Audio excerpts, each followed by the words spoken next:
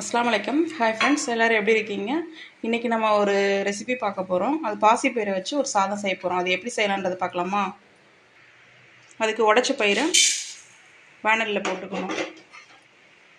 போட்டுட்டு நல்லா வாசனை வர வரைக்கும் நல்லா வறுத்துக்கணும். வறுத்த பயிரை அதை கொட்டிக்கணும். மிளகு ஒரு ஸ்பூன் போட்டுக்கணும். சீரகம் ஒரு ஸ்பூன் போட்டுக்கணும். போட்டு இதை குறைன்னு அரைச்சிக்கணும். இது கூட 10 பல்லு பூண்டை போட்டு இதையும் சேர்த்து நல்லா அரைச்சிக்கோங்க. இப்படி குறைப்பாக அரைச்சி எடுத்துக்கோங்க. குக்கர் அடுப்பில் வச்சுக்கோங்க. அது காஞ்சதும் ஒரு ஸ்பூன் நெய் விட்டுக்கோங்க. கொஞ்சம் நெய் விட்டுக்கோங்க, எண்ணெய் விட்டுக்கோங்க.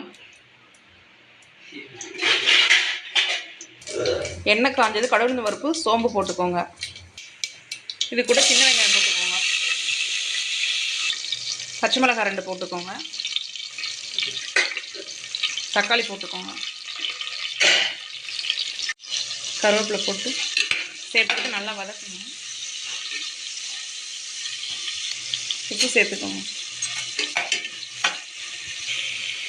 அப்புறம் நம்ம அரைச்சி வச்ச மிளகு, சீரகம், பூண்டு எல்லாத்தையும் போட்டுக்கோங்க.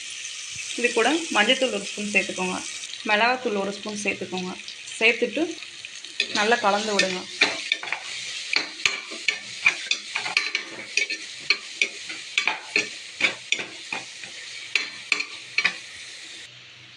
இப்போது ஒரு கப்பு அரிசிக்கு 2.5 கப்பு தண்ணி ஊற்றுறேன். இதை அப்படியே அழுத்தி அலசுனீங்கன்னா அந்த தோல் எல்லாம் போயிடும். 2 தடவை கழுவிக்கோங்க. அரிசியை போட்டுட்டு இது கூட மல்லித்தலை தூவி குக்கர் போட்டு மூடி விடுங்க. 2 விசில் வரட்டும். வித்தியாசமான முறையில் சூப்பரான பச்சை பயிர் சாதம் ரெடி ஃப்ரெண்ட்ஸ்.